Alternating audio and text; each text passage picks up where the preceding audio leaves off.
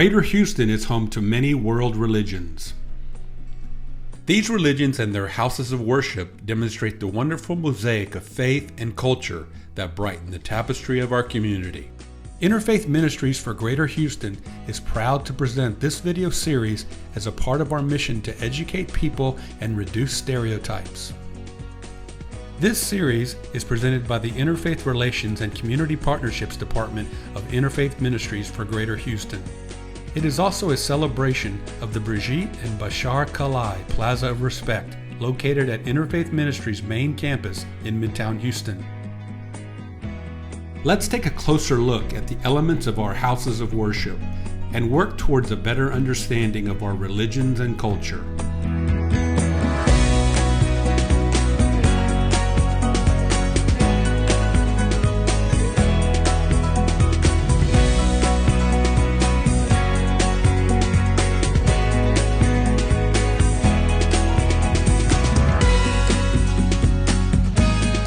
The Bahá'í Faith is a monotheistic religion founded by Baha'u'llah in the 19th century. It emphasizes the spiritual unity of all mankind. The Bahá'í Faith teaches that there is one God who is the source of all creation. Baha'is believe that all major religions come from the same divine source and that their founders, like Krishna, Buddha, Jesus, Muhammad, and others, were manifestations of God suited for their time and place. The faith stresses the oneness of the human race and promotes the elimination of all forms of prejudice, including those based on race, religion, gender, and nationality.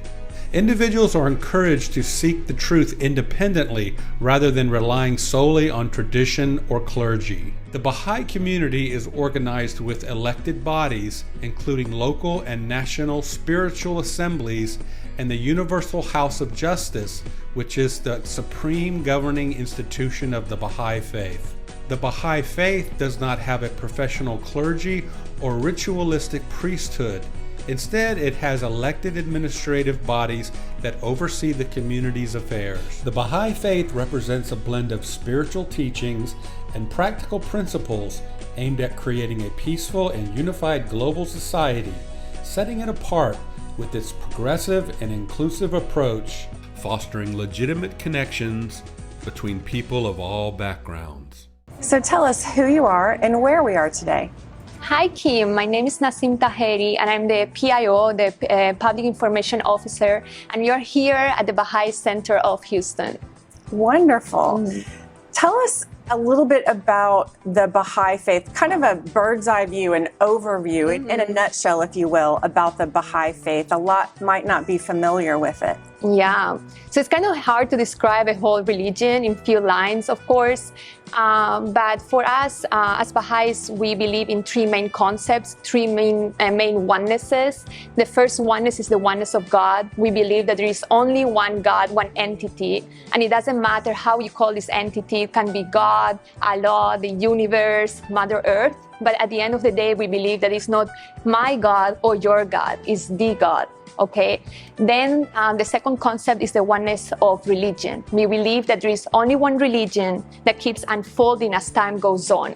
Okay, so God never leaves us alone, and He sends messengers, prophets, divine teachers that give us guidance. So for example, 1,000 years ago, Muhammad came and brought new teachings and principles that transformed the whole world. So we believe that after Muhammad, Baha'u'llah came. He's the prophet founder of the Baha'i faith, and he also brought new teachings that are very current for today's society. And then the last concept is the oneness of human race.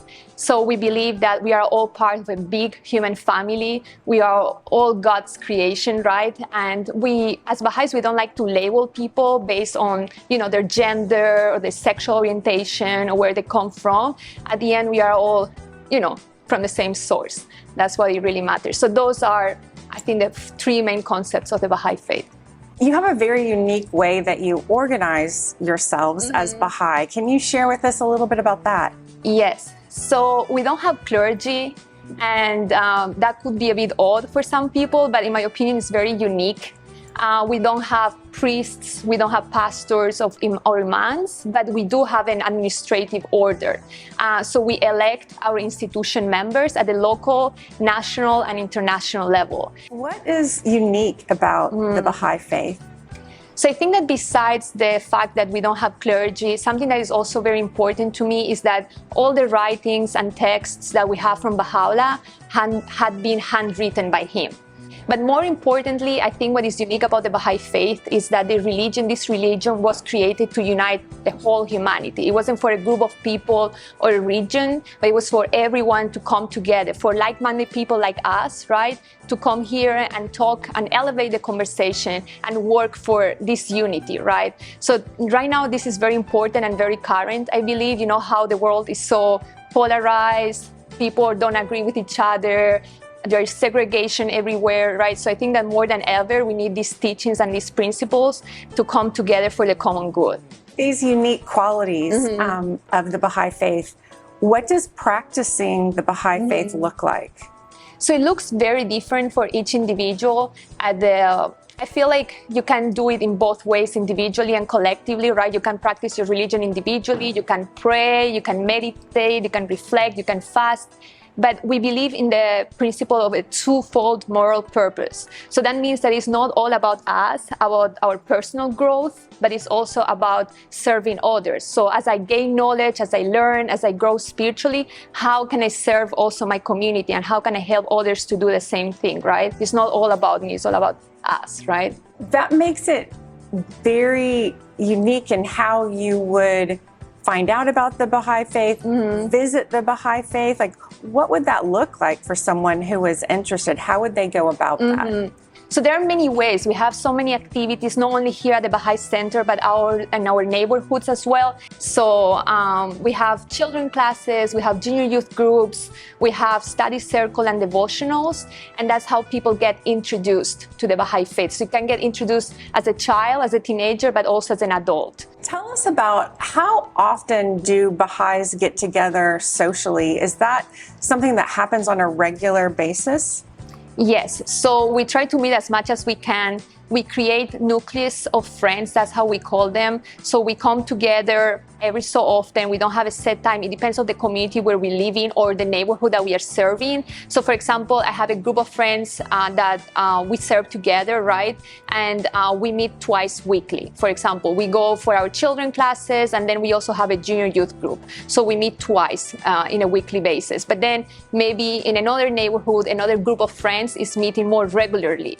Right, so it really looks different depending on how we are serving, where we are at. But officially, we meet every 19 days. That's when we have our services, our mass, if you want to call it that way. And it's a very simple service where we say prayers, we just spend time together, we socialize, and we talk about the health, the spiritual health of our community. My name is Kayvan Hakbekar. I'm a member of the Baha'i faith, and we are at the Houston Baha'i Center. As we are here today, I'm only a member, not a leader or any position of authority. And these questions that I answer is merely my own opinion as an individual. If I'm a seeker, I want to learn about Baha'i and follow my curiosity. What's the first step I take to learn about the Baha'i faith? We have devotionals on Sundays at 10:30 in the morning every Sunday here at the Baha'i Center. And also there's a lot of information online. All the Baha'i books are online, baha'i.org. And if they'd like to get in touch with us, there's the 800 number, 1-800-22-UNITE. They can call that number anywhere in the world, and they will refer them to the Baha'i community in that region or in that community. So I noticed when I was visiting with you here at the Baha'i Center that everyone is on an equal playing field, right?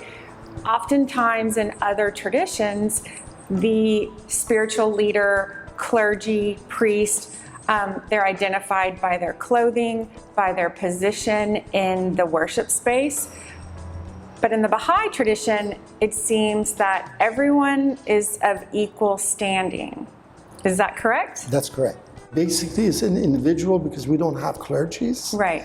In the Baha'i faith, we believe that man has reached the maturity to choose his own path. So for that reason, individual search for truth is extremely important. How do Baha'is view other religions? I love this question because Baha'u'llah himself brought in all these tablets and writings about other religions. He taught us about other religions and prophets, about Muhammad, about Jesus, Moses, Krishna, Buddha, right? So as Baha'is, we are encouraged by an early age to study about these messengers and learn about the religions, because we really believe in the transformative power of all these religions. I think they were all very relevant when they came, and they're still relevant today, right? And I love really what Interfaith is doing as well, because I know that one of your missions is to unify these beliefs, this set of religions. And as Baha'is, we are trying to do the same thing. It's not that we are trying to make people Baha'i. We are actually trying to find these like-minded people and learn how we can work together to create a better world. And tell us a little bit about, how does one become a Baha'i? What does that look like? So this is also a very unique process, because we don't like the word conversion. Nobody converts to the Baha'i faith, because that will mean that you need to renounce to your previous beliefs and your previous religion. And we actually think that what we do is declare our faith in Baha'u'llah and in the mission of the Baha'i cause, right? So we believe that we are responsible to contribute to the betterment of humanity, right? And for that, we have some core activities like the children classes. Myself, I'm a teacher in one of these classes here in Houston. So what we do is teach virtues to children, right? How to be more loving, more kind, how to show compassion, how to be happy with your family, all these virtues that are very important. We also have programs for teenagers, right? As teenagers, I know that many of them are very lost. They don't know what to do with their lives. You know, there are difficult times for them. So we try to give them some resources and tools, right, to understand who they are and who they want to be one day. And we also have programs and activities for adults. For example, we have devotionals. These devotionals, they tend to be interfaith spaces where people come together and say prayers from different religions.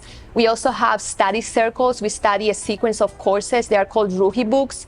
And in these books, we study spiritual concepts like prayer, meditation, life after death, all these sort of spiritual topics. So we're in the Baha'i Center of Houston. What would this building be used for? So it could be used for our services that happen every 19 days. Sometimes we meet here, but also we meet in people's homes very often, kind of to build that capacity on them to open their homes and also to celebrate together at a more private setting, right? So we can really get to know each other and talk to each other. But yeah, we use the Baha'i Center for events, for big holidays, right? We have 11 holidays throughout the year, and we tend to come all together, so we need a big space, and in those cases, we utilize the Baha'i Center. So tell us about how would we go about visiting with a Baha'i community, because it's a little different than a lot of faith traditions that have a visible kind of brick and mortar center of worship on corners. So kind of walk us through what that would look like. Yes. So we use the Baha'i Center, of course, and we have Baha'i activities here. We have devotionals, we have study circles, and that's great. And we normally invite our friends as we know them, right? We say, hey, we have these activities here, come. But we also have a Baha'i website right now. We have opened our website recently, actually. It's called HoustonBaha'i.org. So you're welcome to visit our website and learn more about what we are doing here at Houston and what we are doing at the Baha'i Center. One of the missions of this series is to help people feel more comfortable. And if they know what to expect, then of course. They would feel more comfortable. So kind of tell us, what would you expect to encounter in one of these gatherings? Well, I think that people shouldn't worry at all about our meetings, because they are extremely simple. They are not really rituals or traditions. Baha'u'llah actually broke with many of those traditions of the past. So when you come to a Baha'i gathering, you will notice that it's extremely simple. Again, there is no set structure. There is, of course, a spiritual portion, an administrative portion, and then the spiritual part, the social part of it, right? But you don't have to expect anything. Like if it's a potluck, of course, you are more than welcome to bring something. If you want to say a prayer, you are more welcome than to sing a prayer. We love singing, we love chanting together. We actually love music, so that's something great. If you have a guitar, if you know how to play an instrument, bring your instrument and play a song for us, because that's something that really brings joy to our hearts. Do you have any hopes for the overall series and the city of Houston? Yeah, well, this is something that I really love myself. I read and I investigate all the time about other religions because I want to be informed, right? So I hope that this helps others that maybe don't have access to so many resources to learn more about what religions are and what they are doing and what's the purpose of religion. You know, especially now that people are losing spirituality and they're turning away from religion, I think it's an amazing work what you guys are doing from Interfaith Ministries in bringing all these beliefs together so we can remove all sort of prejudices or biases that we could have. And I really love the work that you guys are doing, honestly.